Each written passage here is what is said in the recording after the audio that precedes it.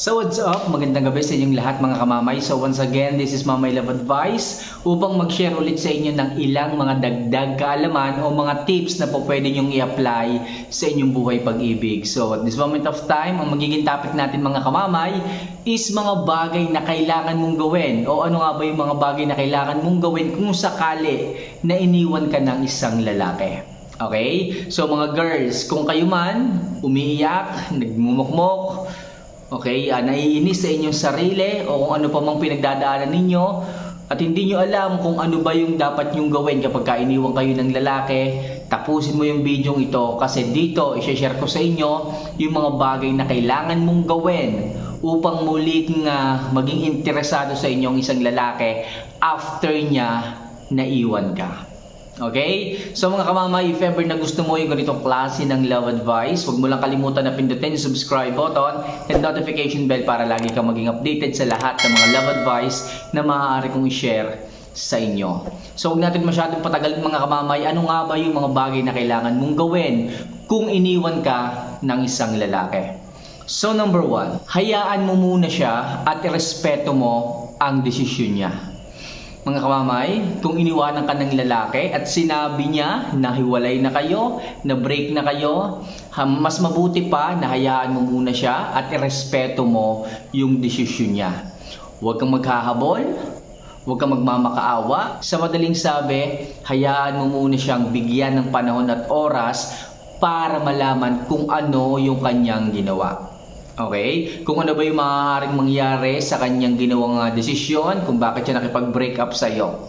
Hayaan mo lumipas ang ilang araw, ang ilang linggo. Huwag mo siyang i-chat, huwag mo siyang i-text, huwag kang magparamdam, irespeto mo yung kanyang desisyon. Mga kamamay, kapag ginawa mo yan, nanahimik ka, hinayaan mo siyang makapag-isip, papasok sa isipan niya araw-araw yung isang ikaw. Kasi nagkaroon kayo ng pinagsamahan, nagkaroon kayo ng relasyon, hindi malabo na iisipin ka niya after ng breakup nyo. So hayaan mo na maramdaman niya yung feeling na mag-isa, yung feeling na malaya, yung feeling na walang nagchat-chat sa kanya, walang nagte-text na kumain ka na, walang nagte-text na kamusta ka na, walang nagchat-chat na okay ka lang ba? Yan yung mga bagay kasi na po pwedeng maramdaman niya kapag nakipag-break siya sa'yo. Yung tipong malaya na siya, yung tipong wala nang manggugulo sa kanya, wala nang mangungulit. Pero sa isang banda, kapag hindi ka nagparamdam talaga sa kanya after ng break-up nyo, maiisip at maiisip ka niya kasi ikaw yung huling tao, okay, na nakausap niya, na nagkaroon siya ng something na nakaka-stress na pangyayari. So maiisip ka niya, mamimiss ka niya hanggang sa kontakin ka na niya. Kaya mga kamamay, huwag niyo pong ipaparamdam sa isang lalaki na naghahabol kayo after ng breakup nyo. Sa madaling sabi, irespeto nyo kung ano ang desisyon nila at hayaan mo na magnilay-nilay sila, mag-isip sa kung anong ginawa nila sa inyong relasyon. Okay? Kasi the more na nalalaman o the more na ipinaparamdam nyo na naghahabol kayo sa kanila sa pamamagitan ng pagmamakaawa nyo, paghingi nyo ng sorry, mararamdaman ng mga yan na low value kayo. Pinabababa nyo kasi ang inyong sarili sa kanila kasi naghahabol lagi kayo. Which is, hindi po tama yon. Sasabihin naman ng iba, mama mahal ko Mama, hindi ganun kadali. Ayokong mawala siya kaya nagmamakaawa ako. Kahit anong sabihin niya, gagawin ko para lamang bumalik. Mga kamamay, hindi po pwedeng ganyan. Hindi po pwedeng sa lahat ng bagay ay makikiusap, magmamakaawa kayo sa pag-ibig sa isang lalaki. Anong gusto nyo? Bumalik ang isang lalaki sa inyo pero awa na lang pala ang dahilan kung bakit siya babalik. Gusto mo ba yon? Hindi na pagmamahal kundi awa na lamang? Mag-isip kayo mga girls. Ayoko naman na agrabyado kayo pagdating sa relasyon ninyo. Baka kasi mamaya maging okay lang ulit kayo tapos kakawawain lang kayo sa bandang huli. Aalipinin lang kayo sa bandang huli, which is ayoko nung ganon. Gusto ko pag nagmahal kayo, kailangan pure love. Okay? Minamahal kayo nung walang pinipili o walang kapalit. Tatandaan nyo yan mga kamamay, babae kayo, kaya dapat kayo ang minamahal kayo, ang iniintindi kayo, ang inuunawa, sila dapat ang nagmamakaawa sa inyo. Hindi kayo ang hihingi ng sorry, hindi kayo ang luluhod sa kanila. Sa madaling sabi, wag na wag kayong maghahabol. Okay? Wag palagi kayong maghahabol sa kanila kasi hindi magandang gawain yan. Ang paghahabol mga kamamay ay papakita lamang ng isang kababaan pagdating sa isang lalaki.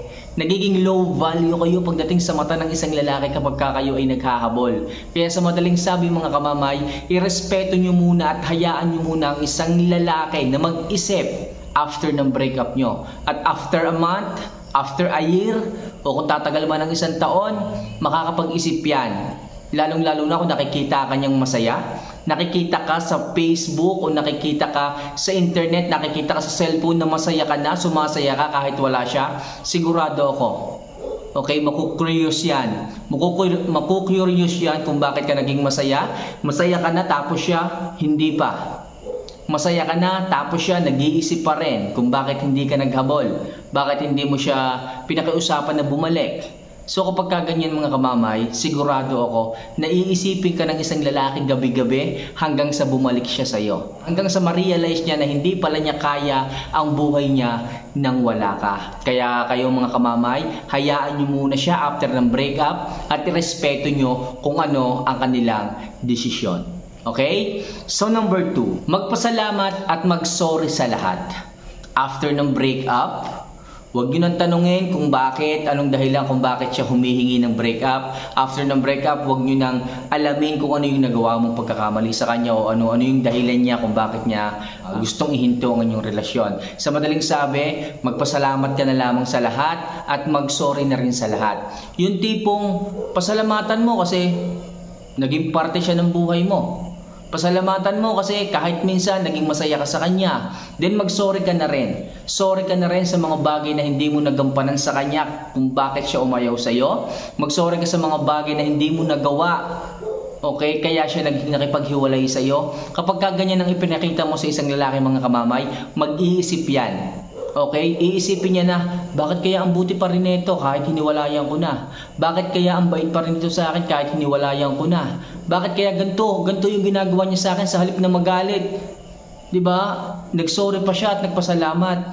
So after breakup mga kamamay, after a week, okay? So iisipin ng lalaki na sobrang bait mo pala. Ang bait mong magpalaya. May iisip niya na bakit nga ba nakipaghiwalay ka agad ako, pwede naman pag-usapan pa.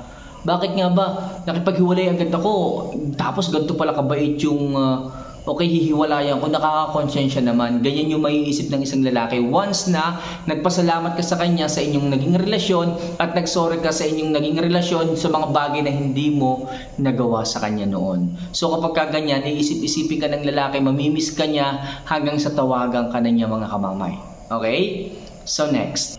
Huwag nang umasa at mag-focus ka sa self-improvement, mga kamamay. After ng breakup, hindi ko sinisigurado na pwede siyang bumalik sa'yo. Pero gusto kong malaman mo na may mga bagay kang pwedeng gawin para mapalingon ulit siya sa'yo, para pagsisihan niya kung bakit kanya iniwan. So, kailangan mong gawin mga kamamay, tanggapin mo na lang ang lahat, huwag mo nang iasa. Okay? Nababalik pa siya. Sa madaling sabi, kailangan mo lang tanggapin ang lahat at mag-focus ka sa self-improvement mo. Napakaganda nito mga kamamay pagdating sa inyo. Yung self-improvement, ito yung mag-i-improve ng ganda mo. Ito yung paraan kung paano ka aangat muli sa pagkabagsak sa kung anong relasyon na meron kayo noon.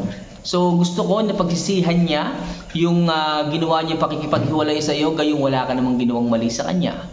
Siguro may mga bagay lang na naguguluhan siya, may mga bagay lang na bumabagabag sa kanyang isipan, o may mga tao lamang na nandyan sa kanyang tabi-tabi para guluhin siya, yung isipan niya, kaya siya nakikipaghiwalay sa iyo. Kaya sa madaling sabi mga kamamay, control nyo ang inyong sarili, mag-self-improve kayo, ayusin nyo ang inyong itsura, magpaganda kayo, magpa-sexy kayo, mag-gym kayo mga kamamay. Makakatulong yan upang maakit muli ang kanyang atensyon, mapukaw muli ang kanyang pagtingin sa inyo. Yung iba diyang mga lalaki after ng breakup, naghahanap ka agad.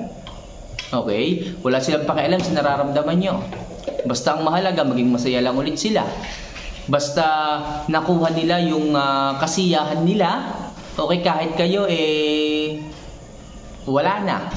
Okay? So, sa madaling sabing masakit dito, ang mga lalaki kasi, ang bilis nilang mag-move on.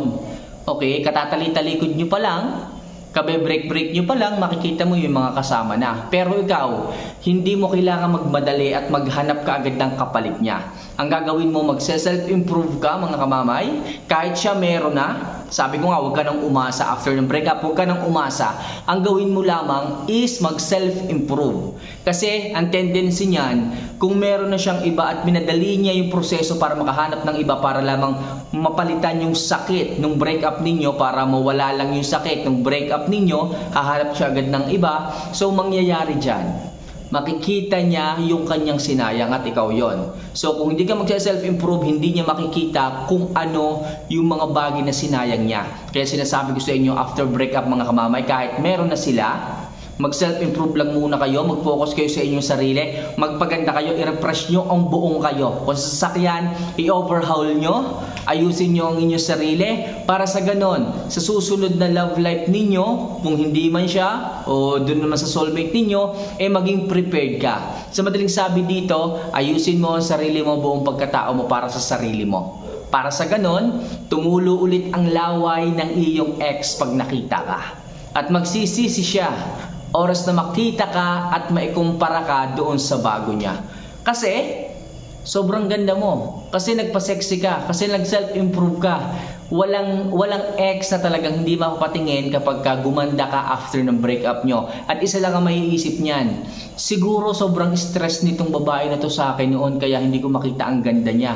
Pero bakit nung naghiwalay kami, sobrang ganda niya. Yan yung maiisip niya mga kamamay. Iisipin niya na ikaw pala iisipin niya na siya yung toxic sa inyong relasyon kung bakit mo hindi magawa yung ganyang klaseng improvement sa sarili mo. Kaya mga kamamay, after ng breakup nyo, mag-self-improve kayo. Effective po yan mga kamamay para muling tumingin ang inyong ex sa inyo. Alright? So next, huwag kawawain ang sarili. Mga kamamay, after ng breakup, halos lahat siguro ng babae ginagawa to. Halos lahat kinakawawa ang sarili. Nagmumukmok, maghapon sa kwarto, hindi kumakain, sasabihin busog pa. Okay, so ano bang gusto niyo mga kamamay? Okay, so iniwan lang kayo ng lalaki, nagkakaganyan na kayo? Sa tingin niyo babalikan kayo ng isang lalaki na nang iwan sa inyo kung ganyan ang ipinapakita niyo sa kanya? Nagmumukmo kayo? Umiiyak, iniiyakan niyo ang isang lalaki na hindi naman worth it iyakan? Iniwan kayo ng isang lalaki na wala namang ibang ginawa kundi ang saktan lamang kayo? Maganda nga at magpasalamat pa nga kayo eh. Bakit? Palagi lang naman kayong sinasaktan. Palagi lang naman ng bababae. Magaling pa nga yung iwanan na kayo. Bakit? Syempre pag iniwanan kayo, tapos na ang lahat. Isang iyakan na lang, pero hindi mo kailangang umiyak. Okay, hindi mo kailangang kawawain ang sarili mo. Tumayo ka dyan, tulungan mo ang sarili mo. Hindi makakatulong yan kasi ang isang lalaki, damo na nakikita niya na umiiyak ka, nasasaktan ka, hindi ka makaahon sa inyong relasyon, parang natutuwa yan. Nakatalikod lang sila pero ngumingiti ang mga yan. Pasimpleng ngumingiti kasi may isang tao na hanggang ngayon naghahabol pa rin sa kanya. Okay? Maging real talk lang tayo dito mga kamamay. Kapag mayroong isang taong naghahabol sa isang tao, talagang tutuwa yung tao na yon. Kaya kung ako sa inyo mga kamamay, wala na kasing panahon Wala nang panahon para umiyak, para magmakaawa, para magmukmok. Kasi hindi babalik ang isang lalaki kapag ganyan. Kasi lalong bumababa ang value nyo sa kanya. So anong dapat nyong gawin? Huwag nyong kawawain ang sarili ninyo. Sabi ko nga, mag-ayos kayo. Lumabas kayo, makipag-hangout kayo sa inyong mga kaibigan. Sa madaling sabi, i-refresh nyo ang sarili nyo, mag-unwind kayo. Makakatulong yan mga kamamay. Para sa ganon, maging okay naman kayo. Maging masaya naman ang buhay ninyo. Para syempre naman ma-refresh ang inyong sarili at utak. Hindi yung puro na lang kayo nasa kwarto, nagmumukmok, umiiyak maghapon. Hindi kumakain, pati yung mga magulang nyo namumroblema na sa inyo kung anong nangyari na sa inyo, kung bakit ka nagkaganyan. Yung pala, gawa lang ng love life, gawa lang ng isang lalaki na hindi naman worth iyakan. So mga kamamay, huwag niyo pong kawawain ang inyong sarili after ng inyong breakup. Okay? So next, subukang aliwin ang sarili sa tulong ng mga taong nandyan sa tabi mo. Ito nga sinasabi ko sa inyo mga kamamay, after ng breakup, subukan mong makijamming, subukan mong makihangout sa inyong mga kaibigan. Yung mga taong gustong pumasok sa buhay mo, i-entertain mo. Okay? Sabi ko sa inyo kanina, huwag niyong habulin yung tao na nang iwan sa inyo. Huwag niyong i-chat, huwag niyong guluhin, hayaan niyo lang sila mismo. Sa madaling sabi, instead, i-entertain mo yung mga bagong tao na gustong pumasok sa buhay mo. kilalanin mo sila. Makipag-hangouts ka, wala namang masama kung kikilalanin mo sila eh. Malay mo, nandyan pala yung iyong soulmate. Malay mo, nandyan pala yung tao magpapabago ng buhay mo. Yung tao na hindi niya hahayaan na umiiyak ka. So, subukan mong imulat mo ang iyong mga mata at maging masaya ka sa mga taong nandyan sa tabi mo. Lumabas kayo, di ba? Mag-jamming-jamming kayo, manood kayo ng live band. Makakatulong yan para muli kang maging masaya. At pag nakita nung tao na nang iwan sa'yo na ganun ka pala, na kaya mo palang sumaya nang wala siya, mapipilitang mag-isip yan. Makakaramdam pa rin siya ng selos, makakaramdam pa rin siya ng konting galit kasi may mga taong nandyan para sa iyo. Lalo-lalo na kung meron siyang isang taong pinagsisilosan sa mga kaibigan mo, tapos kasama mo siya nung mga time na nag-move on ka, kasama mo siya sa mga time na hiwalay kayo, mapapaisip ang isang lalaki. Maiisip niya na, aba, teka lang, sino yun? Bakit kasama niya yung ex ko? Parang hindi ako makakapayag na makita sila. So, mag-iisip siya ngayon.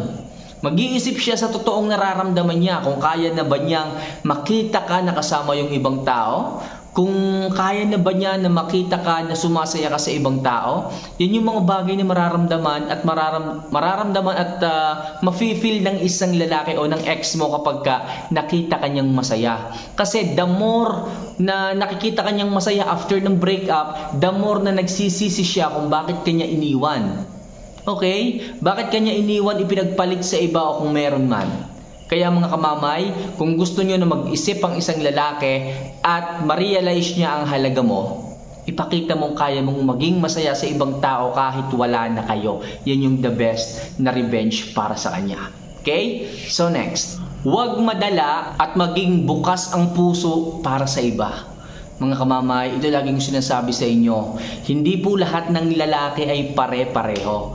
Kung kayo man ay nasaktan sa isang lalaki ngayon, wag nyo naman silang lahatin.